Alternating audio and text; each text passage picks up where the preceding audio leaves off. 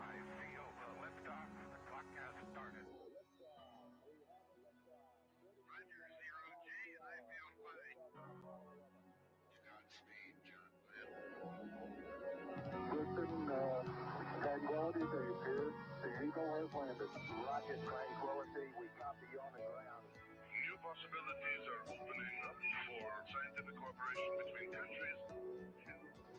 1-0-0. Liftoff. Americans return to space as Discovery clears the tower. Discovery, go and throttle up. Discovery Roger, go for deploy. It's here that everybody in the shuttle program, the crew is go for launch. Roger, nice to be in orbit. We have followed in their footsteps to get us where we are today.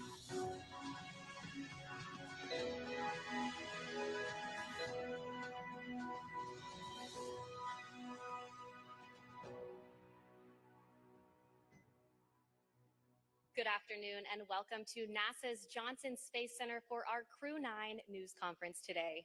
We are joined today here in person with our Crew 9 astronauts Nick Hague, Suni Williams, and Butch Wilmore.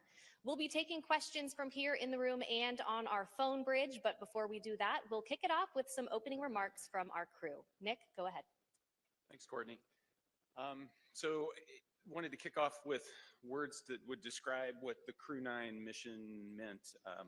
And I think ultimately it's unique, like every spaceflight mission tends to be, and you don't know exactly how they're going to play out. But I think that the Crew 9 mission, when it comes to it, it highlights to me safety and the importance of the mission and the balance of those two. As you all know, back in the early fall, NASA was balancing the safe return of Suni and Butch with the need to continue the mission that's been going on board the space station for 2.5 decades up there, performing research for the benefit of humanity. And so there was a decision made to send Alex and I up with a couple empty seats and integrate Butch and Suni into the crew of Crew 9. And then bring them back at the end of a long duration spaceflight mission. And so we sit here today, minus Alex, who's recuperating in Russia right now with friends and family, thankfully. And we sit here as a testament to the success of that mission. So I look forward to answering your questions. Suni? Yeah, sure. Just wanted to say thanks to Nick and Alex for coming up and getting us and bringing us home, and thanks to so many who prepared us for our mission. The commercial crew program with NASA and Boeing, as well as SpaceX, really got us ready to go. All of the trainers here at Johnson Space Center, the mission control teams all over the country, in Florida to California. So throughout the whole country, as well as what we're doing now. Our teams here are getting us ready to get, rehab and get ready to take on new challenges. So, feeling good since we've been back almost 2 weeks now. Actually went out and ran 3 miles yesterday. So I will give myself a little pat on the back. Our trainers are rocking it and getting us ready to get back to help out with the new astronauts as they're getting ready for their mission. So the biggest thing I want to say was thank you. Yeah, thank you, Suni. Let me start off with an analogy, a sports analogy. This very difficult job that we take part in, it's a team sport. It encompasses organizations throughout NASA, throughout the country, coming together, the Commercial Crew Program, headquarters, the International Space Station Program, working together day in and day out behind the scenes, diligently to make all of this work together. And then you couple that with a nation that comes together and it cares about the human spaceflight program and prays for us and what's taking place.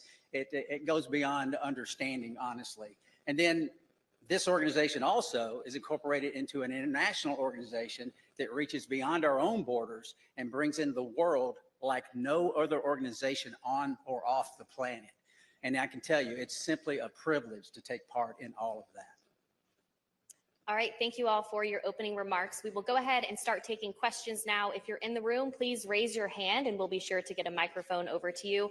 If you're joining from our phone bridge, please press *1 when you're ready to enter the queue.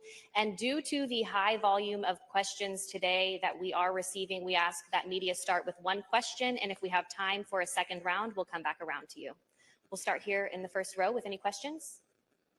Mark, go ahead. Mark Strassman, CBS News. Welcome back, everyone. Good to talk to all of you again. We're meeting in this auditorium for a reason. There are roughly 60 news outlets represented here, another 120 or so on the phone. Butch and Suni, have you been surprised by the continuing and intense interest in your space saga? I would have to say yes, absolutely. You know, it's interesting. We go and launch. We knew it was a little bit unique, obviously, first time flying on a new spacecraft. So yeah, that was interesting. But you know, then life goes on up there. And I mentioned yesterday, you know, we pivoted and we are International Space Station crew members, and we're doing what all of our other friends in the astronaut office do, is go and work and train and do amazing science experiments up on the International Space Station. So, you know, I think you sort of get maybe a little bit tunnel visioned in what your job is. So, it's, you know, do your job type of thing, right? And so you're not really aware of what else is going on down here. I hate to say that, you know, maybe the world doesn't revolve around us, but we revolve around the world, like something like that. But, you know, I think we were just really focused on what we were doing and trying to be part of the team and making sure we pulled our weight for the team. Of course, we heard some things, and I'll let, you know, obviously hand this off to Butch, heard some stuff from our friends and family that people were interested and wondering what was going on and concerned about our health and all that kind of stuff while we were up there. But I mean, we were just part of the team doing the job, filling in wherever we could. And then knowing that there's rotational flights and we will be coming home eventually on a rotational flight. So no, I don't think we were aware to the degree. Pretty honored and humbled by the fact of when we came home, like, wow, there are a lot of people who are interested, very thankful, very amazed that we could hopefully be one positive element to bring people together. Yeah, I don't know that there's much I could add to that. Just thankful for a nation that cares, a nation that prays, and the nation that is involved in the processes that are important to all of us. Okay, we'll take our next question here in the room. Tom, go ahead. Hi, Tom Costello with NBC News. Again, welcome back. Nice to see you all. Everybody's been thinking about you and worried about you. And I'm wondering, once you got your feet back on terra firma, what's the first thing both of you wanted to do? And were there any foods you were craving after 9+ months? Go ahead, Sam. Oh yeah, I wanted to hug my husband and hug my dogs. And I'll say that in that order. But maybe not. No, I'm just joking. But of course, food, you know, something that's just like for home for me, like something that is very, you know, reminds you of home. And my father was vegetarian, so I had a good grilled cheese sandwich when I got home. So that reminded me of him. Yeah, certainly embracing the family again, but also the opportunity, and I've already said it a couple of times, is just to say thank you to a nation that got involved in all of this. It makes it special, not just for us, but for all, I think, our nation as a whole. So thank you. All right, we'll take our next question right here in the front row. Thank you. My question's for Suni. When you first got off the plane in Houston, we saw you hug Zena Cardman, and there was a nice exchange. If you could describe what happened and your gratitude towards the crew members who stepped aside so that you'd have seats coming back. It's a great observation, so thank you very much. Zena's awesome, Stephanie Wilson, awesome. You know, when this whole thing was unraveling, like my heart went out, because it's sort of like, wow, you're waiting for your space flight, specifically Zena as her first flight. Like, wow, you know, it's a little bit rough to know that you're going to be moved to a different flight. But at the same time, you know, she is an awesome person, an awesome astronaut. She's going to get the opportunity. And, you know, this just wasn't the right flight for her to be on at that moment in time. And so I just gave her a big, huge hug. I told her that I used her Crew 9 shirt when we were up there for a photo op, but I packed it back up real nicely and put it in her stuff. And, you know, little joking aside, I just wanted to really tell her thank you for taking one for the team. And that's what our office is about. But she needed to have that acknowledgement. Okay, we'll take one more question here in the room, and then we'll head to our phone bridge. Hi, this question is for Sunita. I'm Jeff Saperstone, by the way, from NBC in Boston. A lot of people in your hometown in Needham, they've been watching this Go bit Sox. by bit, every moment. Yeah. Everybody at the elementary school, there was a big watch party for you when you came home. What's your message to them? They've been so anxiously awaiting for you to return. Oh, well, I'm back.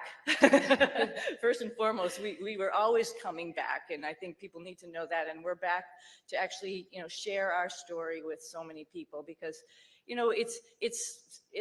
like you all mentioned, it's slightly unique, and there's some lessons learned to it. And part of that is just resilience and being able to take a turn that was unexpected and make the best of it. And I think that is the biggest thing that I want to pass down, particularly to kids who think that their life should be the straight arrow to what you want to do, and you're just going to get there. Well, sometimes it takes some turns, some rights and some lefts, and you just keep focused on your goal, and other doors might be open for you. So I think that's the biggest message.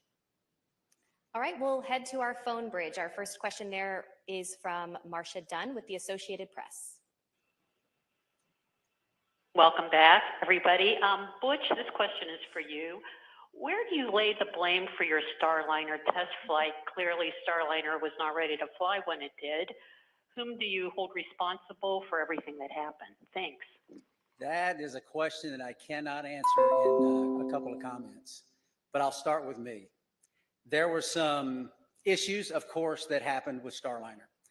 There were some issues, of course, that happened that prevented us from returning on Starliner.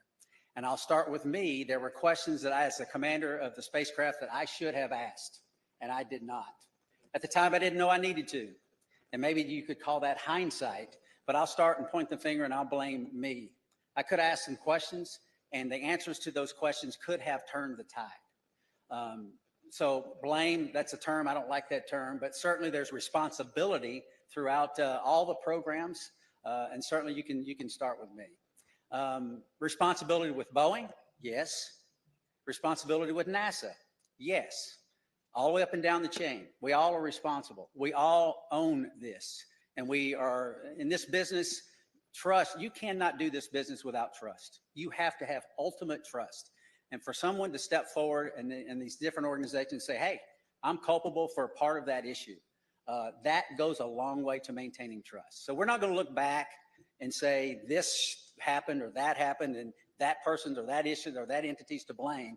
We're going to look forward and say, what are we going to use our lessons learned from this whole process and make sure that we are successful in the future.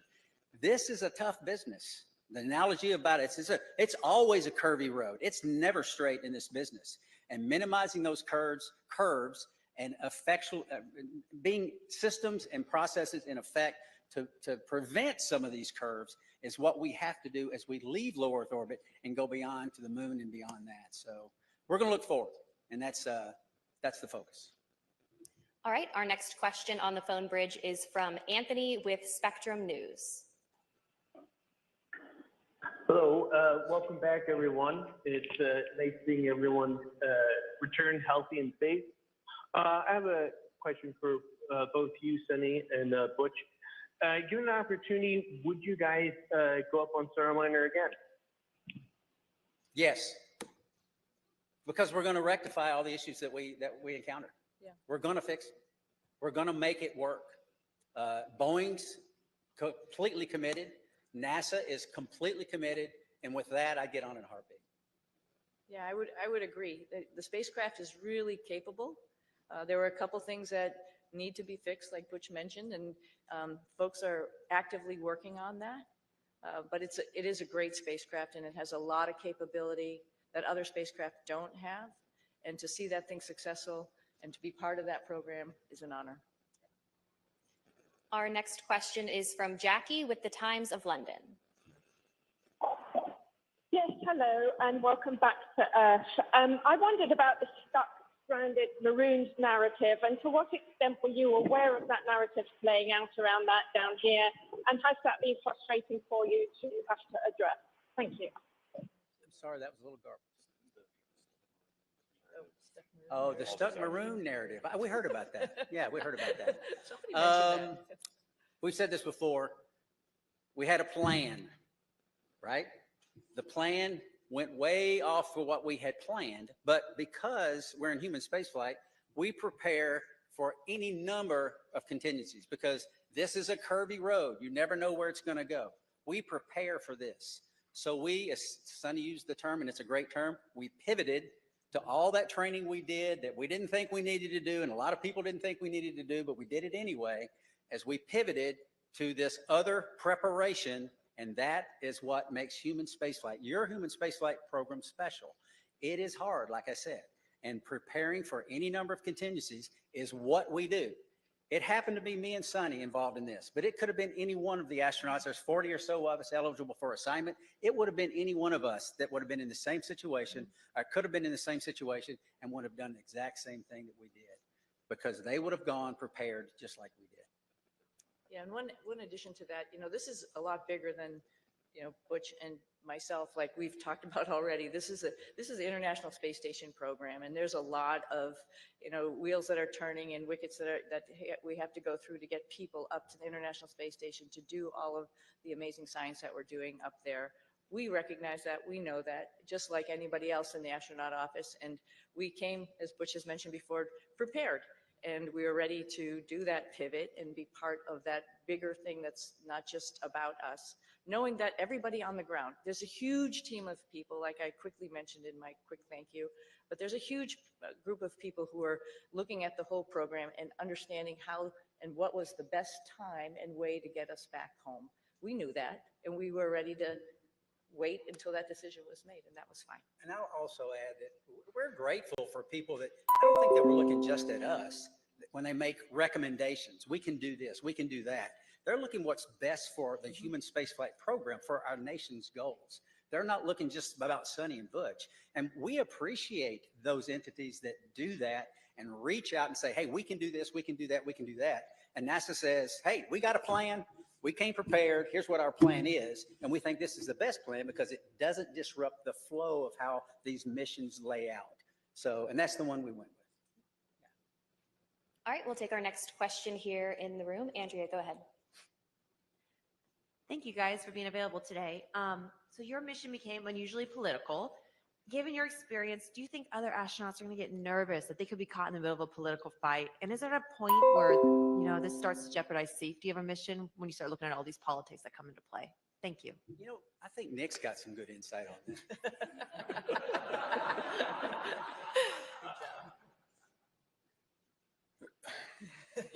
So the way I'd like to answer that is that when we're up there operating in space, you don't feel the politics, you don't feel any of that. It's focused strictly on mission. And if I step back a little bit to the question before, Butch and Sonny talk up here, they make it sound like, everybody figured out what they could do with us. The reality is they are highly skilled, very technically competent, and it took everything I had on every day to keep up with them as they're moving along. So they were more than just gap fillers on the station. They were productive, pushing the station mission forward.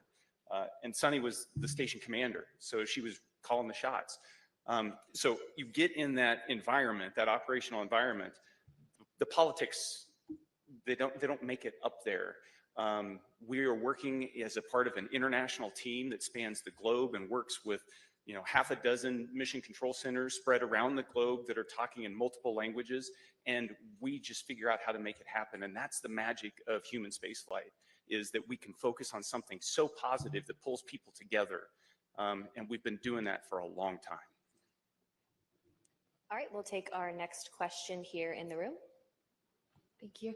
Hi, I'm Jay Wan with KPRC, the NBC affiliate in Houston. This question is for Butch. I actually stopped by your church right before I came here, and I heard that you were still attending your church services from space. Right. Can you tell me a bit about why that was important for you to do? Well, goodness, the Word of God continually infilling me. I need it. My pastors are the finest pastors on or off, in this case, the planet. And to tie in and to worship with my church family was vital. I mean, it's part of what makes me go. And not only that, I also tied into Grace Baptist Church in Mount Juliet, Tennessee. A buddy of mine is an elder there and a pastor there, and I would watch their service as well every single week. And it was invigorating. It was part of what I need as a believer in Jesus Christ to continue that focus it assisted me day in and day out because I need that fellowship, even though it's fellowship from afar. And it's not like being fellowship up close, but still I need it. So yeah, thank you for that. Okay, we'll head back to our phone bridge. Next up is Ryan with NASAspaceflight.com. Hi, thank you. For the whole crew, of course, this narrative that's being pushed out has made your mission probably the most popular NASA mission to the general public for as long as I can remember, probably since the retirement of the shuttle. But for the whole crew, do you think this extra attention has been a net positive or a net negative for the agency's sort of popularity and the spaceflight industry as a whole? Thank you. I'll start with this one. Yeah. You know, it's, again, an honor that actually people were paying attention. And I'm very thankful that people are paying attention. And, you know, sometimes good news, bad news, it's just news, and it's good for space exploration, and that's what we're all about. You know, our mission, of course, building and working on the International Space Station was just awesome, and we all had the opportunity to do that. But we also have bigger goals of exploring our solar system, going back to the moon, going on to Mars. And to get people understanding that it is hard, it is difficult, and what we do up there is really awesome. And I think at least that we had a little bit of that came with the interest in this mission. And if we can perpetuate that and tell people a little bit more and have the opportunity, the forum to do that, I'm very thankful for that.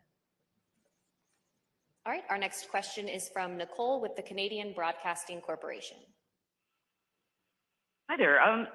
Could you perhaps talk about how difficult it was being away from your friends and family, particularly since you hadn't prepared for that?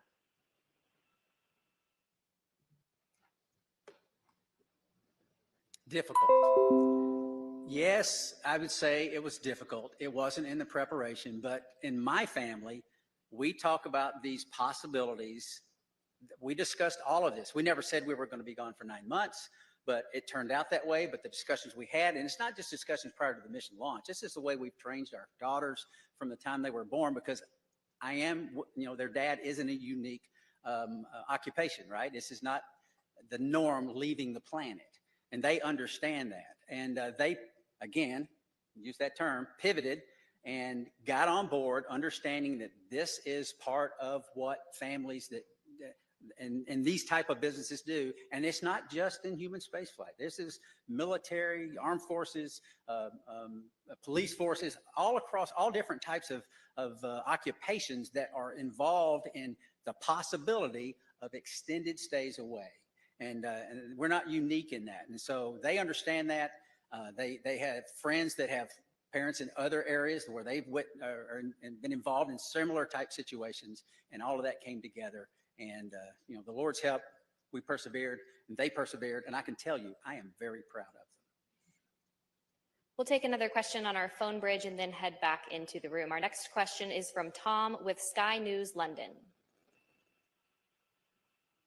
Hello, thanks for taking my question. Congratulations on your extended mission and your safe return. Although the political situation around this is bring a lot of attention to space and to the International Space Station, some of the statements that were made during your stay up there caused embarrassment to NASA, forced them to make corrections to statements. Now that you're back, did the politics around your stay make a difficult situation worse? I'm not sure. I missed everything except for that last part. Yeah, you came in just, you were broken up just a little bit. Could you please try to repeat your question one more time? Yeah, I will. Yes. Can you hear me?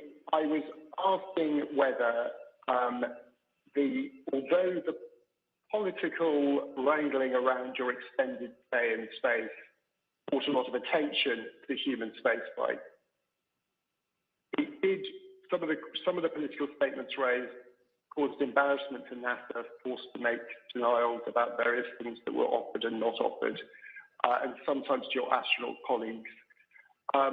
Did the politics around your mission make a difficult situation worse? Thank you for the question. I talked about how the politics kind of, they don't make it up there when we're trying to make operational decisions. So as the commander of Crew 9, responsible for the safety of this crew and getting them back safely, I can tell you that the entire time up there, I launched with that singular objective of showing up to the station and having to integrate Butch and Suni into a crew with Alex and myself.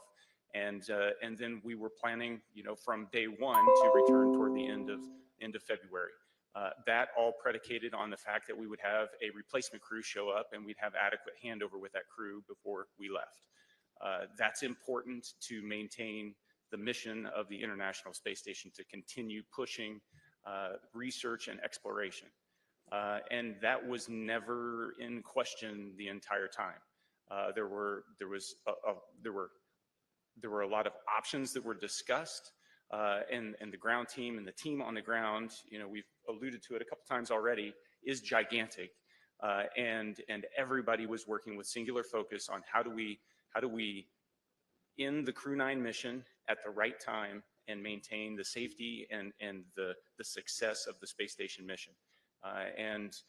Launching in September, given all the unique dynamics surrounding this mission, and coming back originally targeting the end of February and hitting the middle of March, that's pretty much on target if you look at the track record of human spaceflight. It's dynamic, it's challenging, the weather doesn't always cooperate, but we figure out how to make it work. All right, we will take our next question here in the room. Delon Dillard, Fox 26 here in Houston. Welcome back to H-Town. Suni and Butch, both of you all have a long history of being active and athletes, but with that being said, obviously you all spent nearly 9 months in space. What does that recuperation and recovery process look like getting acclimated back here to Earth? I'll start. I can tell you, we have a group of individuals, astronaut strength conditioning and rehabilitation specialists. And we are directly integrated with them day in and day out. They send us protocols to work out. And I can tell you, I'm not as young as I used to be, but I was stronger on space station doing more weight and more reps on exercises than I have in my entire life, because this group of professionals work to get us stronger and stronger and stronger. We're trying to minimize muscle atrophy, minimize our bone loss. So if we go to other planets, the moon and other planets in the foreseeable future, that we will be able to function when we get there. It's a whole science built around this team of individuals that are working to help us better understand human physiology and what zero gravity does to it and how we can mitigate the effects of the bone loss and the muscle atrophy. So day in and day out, I mean, I worked out every single day. We went into quarantine on the 22nd of April. And starting on the 22nd of April, I never missed a single day of workout, because your body can recuperate in zero gravity. It doesn't have the normal stresses of gravity on it all the time. So you work out real hard, you hurt for an hour, and it finally fades away and you're ready to go the next day. So I applaud those individuals. They are making huge gains in the preparation to go beyond low Earth orbit.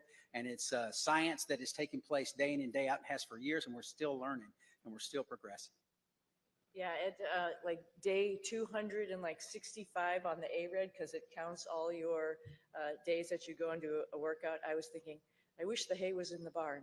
But every single day, just like Butch is saying, you got to get on the machine and work out. And it actually is a really great stress relief to be able to have that time up there and run or bike or lift weights. It's really great. And the folks that Butch is talking about, is along with the nutritionists, really are looking out for us, making sure that when we get back here to planet Earth with gravity, we'll be able to function.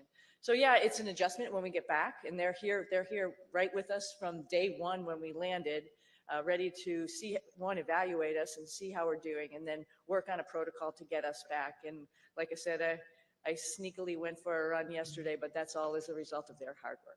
Yeah, I mean, who would even imagine that you come back from 10 months in space, roughly 10 months, and within a week you run 2 miles at an 8-minute pace? I mean, that's not even conceivable that the body could handle that. But these folks get us ready to where those type of things happen. Okay, we'll take our next question here in the room. Yes, hello. I'm just wondering, there are a lot of people that depend on jobs here in the aerospace industry in the Houston area, 23,000 total. In the past, when there have been issues with NASA spacecrafts. There have been delays, and now we have another issue with the Boeing Starliner. Is there any concern that your issues with Boeing may delay future projects, future missions? And what would you say to one of your fellow astronauts before they go up on another test flight? That's a great question. Yeah, it's a great question. And I think we all have alluded to it. There's lessons learned. And that's like a piece of hope, right? We're not just sitting here doing the same thing over and over again. And we're learning from every mistake potentially, or maybe a decision that we've made and how we could make that better and do better the next time. When we go to the moon, we won't have an International Space Station to maybe take a stop at. We really have to get it right.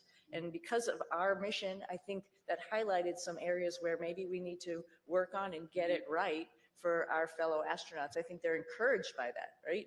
You learn and you move on and you get better. And I think that's part of the learning process. It's part of the exploration process. I mean, we are scheduled on Wednesday to meet with Boeing leadership, the program managers, senior chief engineers, to discuss some of these issues. They want to come together with us, Sonny and myself, because we lived through this with them, and get on board with what the future looks like, and having flight crew with background in test and acquisition involved in the processes going forward to make sure that we're dotting every I and crossing every T. But still, that doesn't mean that you're guaranteed success in anything. Like we've said many times, this is a tough business. And we're learning all the time to go further and further and further. We'll take another question here in the room. Hi, Ken Chang from New York Times. This is for you. I was just wondering if you could sort of talk about your personal future. Sorry. There's been a lot of talk about this uncertainty about the future of the human spaceflight program, suggestions that ISS should be deorbited in a few years, there should be a pivot from the moon to Mars. How do astronauts feel about these potential changes? And 3 years is a lot longer than 8 months. So we've each been able to do multiple missions to the space station, and I'll let Butch and Suni add on to this. But one of the things that I noticed was a dramatic increase in the complexity and just the weightiness of the experiments that we were conducting this time around on the station since 6 years ago when I was last there. And it just gives you this sense that we are in the golden age of the space station right now in terms of the return on investment and what we're able to do there. And it's not just focused on return to benefit the Earth. It's also focused on enabling all those things that we're going to need as we go to the moon and on to Mars. And so I am really optimistic when I think about the future of human spaceflight. Yeah, I would add on to, it was over a decade since I've been up there last, and I was pretty excited about what was going on. There was a lot going on when we first got there. It was an honor to be working with Crew 8 and seeing all that they were doing and just trying to help them with their stuff, and then being prime, moving up to the prime spots for Crew 9 and Expedition 72 as we took on a lot of experiments ourselves as well as spacewalks. And what the space station is doing to help us in exploration is really encouraging, and it's exciting. And I'm a little envious of the future astronauts. The guys who are coming behind us, they're going to have so many wonderful opportunities to do the same as us, add to that exploration, add to trying to find the answers to the next questions. It's going to be an exciting future. So I'm not worried about aerospace industry. I think there's a lot going on, and it's a great time to be in it. We'll take our next question right here. Hi, Ed Lavandera with CNN. Thanks for taking the time today. When you re-entered the Earth's atmosphere and came back to gravity, can you talk specifically about any kind of weird either sensations or experiences that you've had dealing with that over the last couple of weeks? And more importantly, did you know that you guys had been greeted by dolphins when you splashed out? I can tell you that returning from space to Earth through the atmosphere inside of a 3,000 degree fireball of plasma is weird, regardless of how you look at it. Doesn't matter what type. Yeah, it doesn't matter what type. It's thrilling. It's amazing. I remember thinking about the structure of the capsule and the stresses that it was taking that was ongoing as the drogues came out and the whole capsule starts shaking and twisting, and thinking about the stresses taking place and going, wow, hope those cables hold. And then the parachutes open up and then you're like, I've said it many times, there's not a better feeling returning from space than the parachutes open and work. And I didn't have the view in front of me, and thankfully Nick did. He had a view of the camera going out right off the top, and he said, 3 parachutes, good pair, I had 4 good parachutes. And I tell you what, it's a great feeling. And it's exhilarating because this, again, I can't help because it's within me. This is our national focus, national goals. We don't do this because NASA decides to do this or this or this. This is Congress and everything coming together to affect a human spaceflight program with a purpose. And part of that purpose includes bringing those astronauts back to Earth. And it's a thrilling ride like no other that you could imagine. And satisfying. And I had requested dolphins as kind of a joke. Yeah. Somehow, they pulled it off.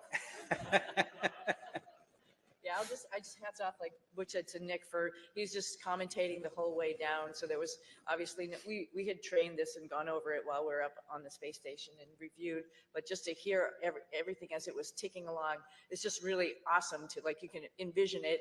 You had a display, I think there's a camera that goes up, right, to see it. And Butch and I both had a window on either side where we were, and I was watching through the window as much as I could, but then all of a sudden, you know, with the heating, it glazes over and then you can't see outside. A funny thing that happened though, after you can't see, you can still sort of see through it. We knew it was daylight and we knew the folks were coming out to rig the spacecraft, and I see a little tennis shoe sort of going in front of the window. So I'm like, okay, our friends are here getting us ready to get back on the boat. And that was pretty special too. I didn't see a fin though. I wish I had saw a fin. Okay, we'll head to our phone bridge. Our next question from Margaret Smith. Hi, everyone. This is Margaret Smith from Worcester, Massachusetts, the home of Robert Goddard. Started it all. Thanks for taking the time today. And my question to both of you is, for those who maybe are not especially familiar or who may sort of question the need for the space station, can you all make the case for why that work is important? Why the space station is important? Oh, the space station is amazing, right? So just sort of like we've talked about a little bit earlier in this conversation. So we are doing a bunch of stuff like Butch alluded to, physiology, understanding what happens to humans as they're in space for a longer period of time. That brings in lots of science experiments in chemistry and biology. Some of that stuff all comes back to Earth because we're doing some amazing stuff in the microgravity environment. Some of it is mirrored, for example, in our own human bodies. And so there's a lot of stuff that's happening for us, for exploration, for the humans, as well as for Earth. And then, as Nick alluded to, there's all sorts of systems and other things that we're testing up there to help us take those next steps to go back to the moon and onto Mars, figuring out all these exploration systems, including docking vehicles, like different types of spacecraft that we have up there, other types of commercial spacecraft that are coming up for resupply. That's all a huge program to get us to understand how we're going to take the next steps in exploration. I can't help also but talk about STEM. I mean, all of this is STEM, right? Science, technology, engineering, and math. And I'm hoping the work that we've done up there also encourages the next generation of kids to understand that how important that is and how they can become involved. We did lots of experiments up there with kids and universities and companies, trying out new guidance, navigation, control algorithms and robots that were flying inside the space station, competitions, for example, for them. And that's pretty awesome that you can really touch and talk to kids on the ground as you're doing experiments up there, and they have their finger on the pulse of science experiments, and they can understand that and think to themselves, I could be part of this one day. Our next question on the phone bridge is from Neil with ITV News. Congratulations on a great job, everyone. Suni, can I ask how your body is recovering to life with gravity after 9 months? And Butch, what's your message to others from your experience, the delays that you guys faced, and any lessons in patience for the rest of us down here? Oh, I think I'm doing okay. I was just joking around and showing off a little bit, but no, seriously, we talked a little bit about our group group, the Astronaut Strength Reconditioning folks that are getting us back in shape, and every day feeling better and better. It's pretty much a miracle to see how your human body can adapt. I mean, the first day we got back, when all of us came down the ladder and greeted everybody, it was we were all a little bit wobbly at that time, and it's amazing within 24 hours how the neurovestibular system kicks in, your brain understands what's going on. And then the agility and the weightlifting that occurs in the next week that makes you feel good enough to actually, like I mentioned, go out, run, actually lift weights, get in there, do squats and deadlifts and stuff already. That's pretty incredible. So I knew it was going to happen. We all knew it. We've all flown before. We all knew that there's just this little bit of a hump to get over, and then you can get back on it. Hope to do a couple races in the springtime. I think the clear message is that, like I said when I started, it takes a team. It takes a team of motivated and passionate individuals. We don't have a human spaceflight program. You don't have folks sitting up here in a blue suit without the massive team that's making it all happen. We get to ride the pointy end of the rocket. It is wonderful. We get to go to the space station. We're the arms and the eyes for PIs here on Earth. They're the ones that are doing the hard work. We're just setting up and doing and switching and changing. So it takes a team. And I would say any part of this team is a great and wonderful place to be. And because we're proud of all of them, because we don't have it without them. Our next question is from Marcia Smith with Space Policy Online. Thanks so much for taking my question. Butch, you mentioned that you were going to be meeting with the Boeing leadership to talk about Starliner. And I'm wondering, are you surprised that after all these months, I mean, it's been almost, 7 months since Starliner landed, that they still haven't resolved all these problems? And will you and Suni be assigned to work with them over these next many months getting Starliner ready? Okay, so a couple of questions there. Am I surprised? I'm not surprised. I mean, this, like we've said it several times again, human spaceflight is hard. It's not that no work has been done to this point. There's a great deal of work being done. But we have insight that not many other people have. We worked this program for 6 years before we launched. We talked to everyone up and down in the chain of command, and we have insight that other people don't have. And we want to share that as much as possible. We tried to share it from orbit, but that's hard, right? We're not face-to-face is how you communicate. It's very difficult to communicate when you can't even see the other person that you're talking to. So we've had some conversations, but now it's time to get serious and get together and talk about some of these issues and some of these things and get us, and not get us, we're already tracking on the right path, but maybe a little tweaking here and there because of some insight that we'll be able to give them. That's the purpose of that meeting. And they're eager to do it, as are we. We'll take our next question here in the room. Jacob Rascone, KHOU 11. I wonder what you would say about the life lesson I think we can all relate to.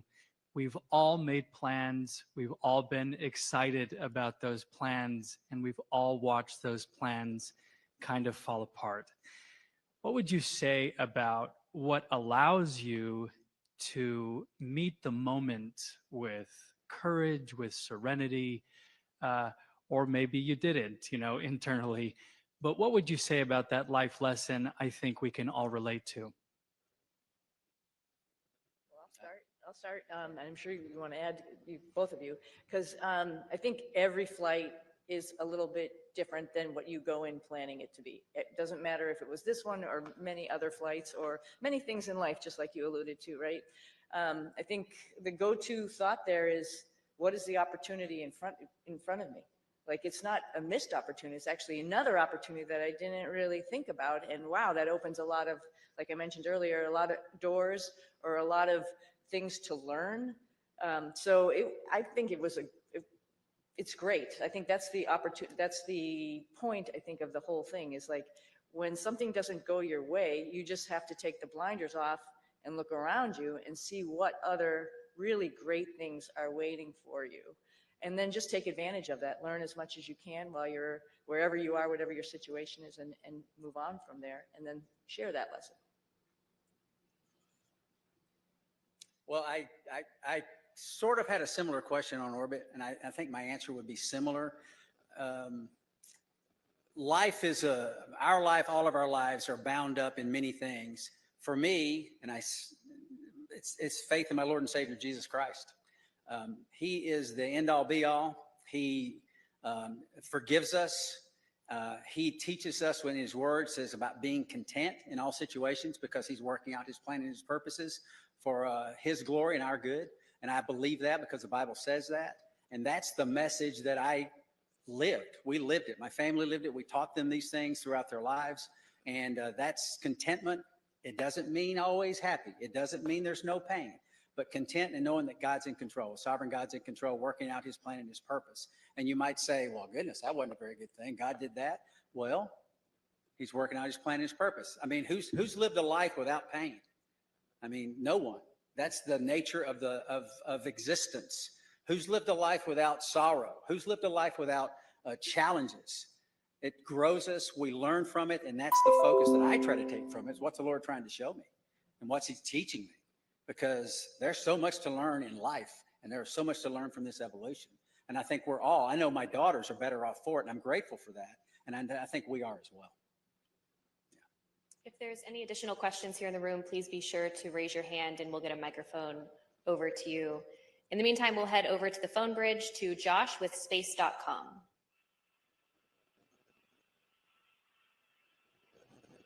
Hi, Josh Dinner. Thank you all so much for doing this. This question is for all three of you. What were the most out of this world and your favorite experiments or tech demos you got to be a part of on this mission? And for Williams and Wilmore specifically, did the extension of your mission create any new opportunities for experiments or research that was not originally planned for the expedition?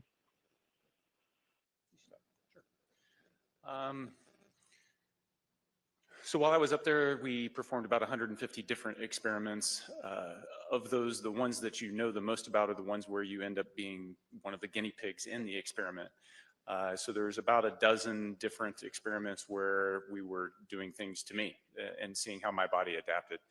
Whether that was a vascular aging experiment where we're measuring how stiff my arteries get because life in space tends to manifest itself as accelerated aging. And so we can better understand how the human body responds to that and hopefully provide some treatments on the ground to help with problems that as you get older, you encounter. How our immune system works, did a whole study on the immune system and how my body was responding. Life on orbit tends to suppress the immune system, and why does that happen? We're trying to understand that so that we can help design better treatments on the ground, but also understand how we can support crews that go deeper into space on longer missions. Probably one of the most shocking experiments. Butch and Suni got to watch me wire myself up to muscle stimulation pads and shock myself and trying to figure out how do we keep our muscles strong when we don't have access to all the equipment we have on the International Space Station. Because as we go to the moon and on to Mars, that's a lot of extra mass. And if we can do it with smaller equipment, maybe that works. The side benefit of that is anybody that's been bedridden on the ground, that's also a treatment for how you can support somebody that's been kind of tied to a bed for a long period of time and help keep them healthy. So there's a benefit directly to the ground. That's three of them. They're all interesting. And, you know, I'm one of many subjects, and it takes years to get enough subjects to go through the space station to be able to generate enough data to draw some conclusions. And so that's why research up there takes a long time. But the value is clear.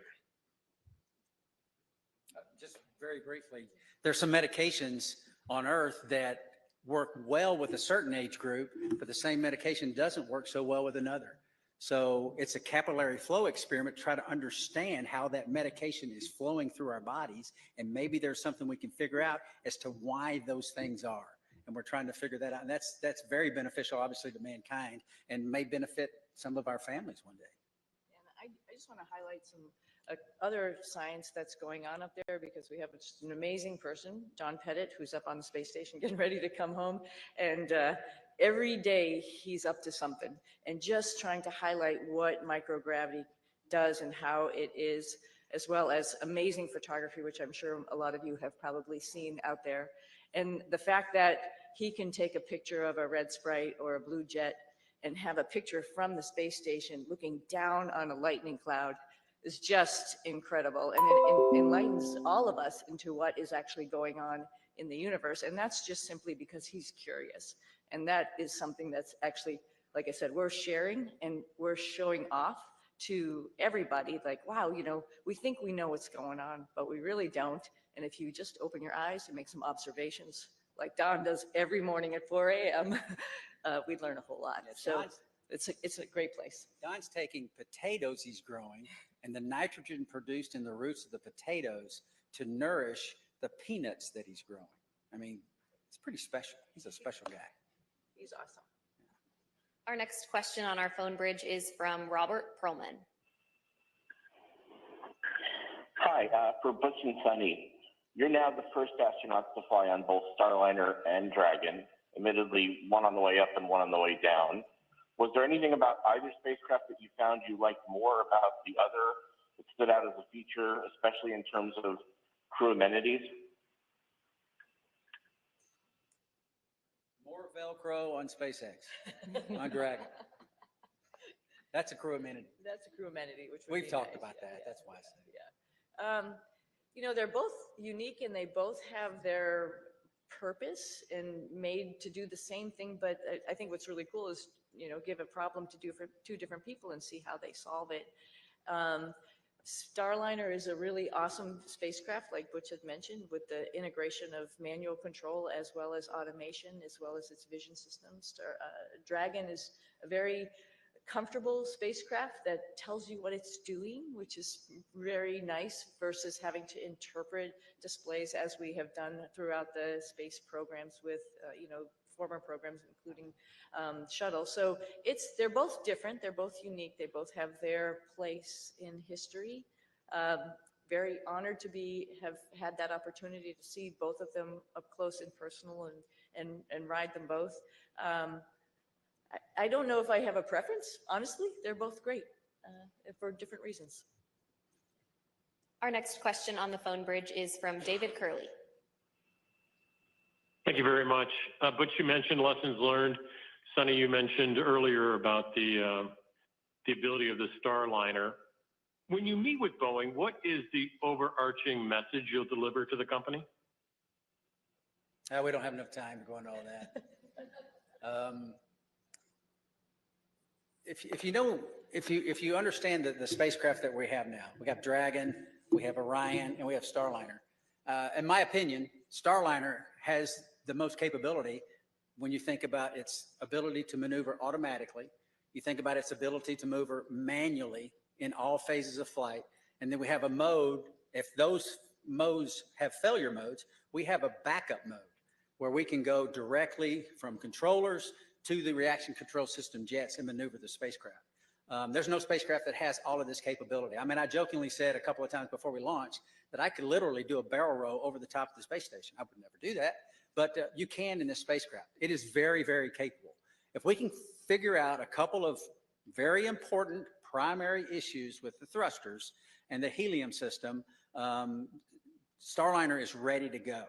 We have to do some tests. We have to do some integrated tests. We have to bring it all together in a process of qualification that is not going to happen overnight, but it has to take place. And Starliner will be right in line with the number of missions that Dragon and affect what it is designed to do. And that's ferry crews to and from the International Space Station and cargo. And I think that very quickly we can get on that track, and that's part of the discussions that we'll have. Our next question is from Carolyn with Fortune Magazine. Hello, thank you, and welcome both. Can you share maybe any special times or conversations you've had just with family or friends since you've been home? Conversations you've had with family and friends since you've been home. Since we've been home. Well, for me, it's making plans. My family had been making plans while I was gone, because we thought we were only going to be gone for about, a week and a half, 2 weeks or something. And so there was definitely plans throughout the summer. There's plans throughout the fall. Personally, we have a house up in New England, and my husband's been talking about when we're going to get up there and do a lot of fun stuff up there. And I think that's probably appropriate when it gets hot and humid here in the summer, right? Take a little reprieve up there. So those are mostly the conversations about, just like what's next? What's next on the list? What else do you want to do? You know, where else in the world would you like to go see? Because, you know, when you come back from space, it's really hard to sit where you just are because there were so many amazing places that you saw, you know, like Patagonia, for example, for me, it's like, there's a bigger bucket list that I had when I left, which is unfortunate for my family, but we're all going to, or fortunate for my family, we're all going to be taking some trips. So I think that's mostly the conversations about just being home and enjoying each other's company and going seeing new things. Yeah, I think when you've had this period of recuperation and getting back in the swing of life on Earth, it's pretty close as far as the people that you interact with, your family, folks at church. So I think my message, at least in the short term here, has been thank you for the support of us. Thank you for the support of my family. But then it goes beyond that to my home state of Tennessee. There's an immense amount of support by my family there and friends there and the whole state, as a matter of fact. Tennessee's a wonderful state. Put in my pitch for Tennessee. But getting up there eventually and relaying the same thank you to them and to, like I said, to a nation that cares, and a nation that prayed. And this opportunity right now to say thank you to our nation, our wonderful nation. Our next question on the phone bridge comes from Utarish. Go ahead. Welcome, everyone. My question to Suni is that Indian Space Research Organization, ISRO chief has said that India wishes to utilize your expertise in space exploration. So is there any scope of hope that we can see you working or collaborating with ISRO, that is Indian Space Research Organization, in future? And second part of this question is, while being in ISS and seeing India from space, is there any moment you would like to share? How does India look from space, Suni?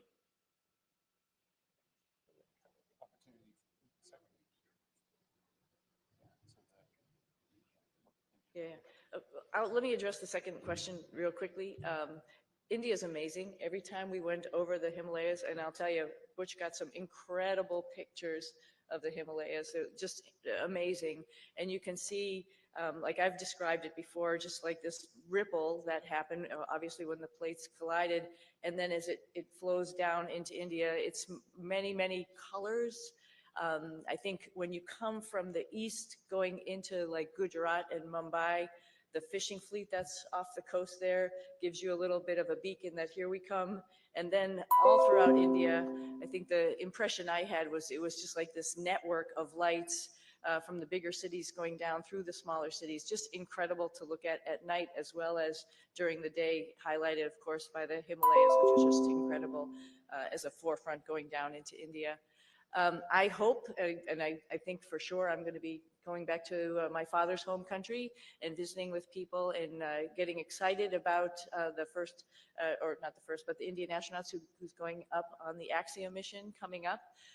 Pretty awesome. They'll have a hometown hero there of their own that will be able to talk about how wonderful the International Space Station is from his perspective.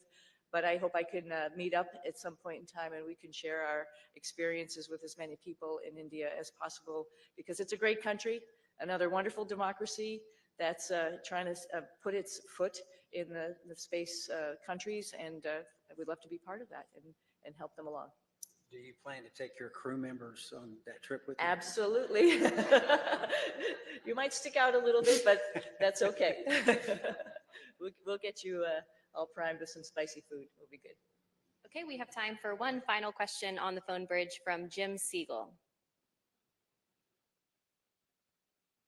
Everybody, Jim Siegel here from Florida Media Now. Thank you for taking my question.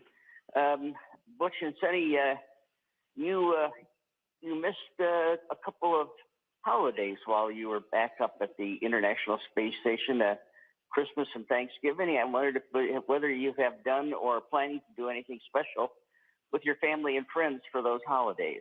Thank you. I don't think we missed them. Right. I think we celebrated every single one. We actually had a reindeer that we built and rode like a bull. I don't know if you saw those pictures, but we celebrated in style. Trust me. Oh yeah. And Nick was great because he came up anticipating that we were all going to obviously be there for those holidays. So he was like Santa Claus, had his little bag of goodies for all of us, and it was pretty awesome to have the holidays up there. It's pretty unique, and not many of us get to do that. So it was a lot of fun. But this holiday season will be special, for sure. Absolutely. Yeah.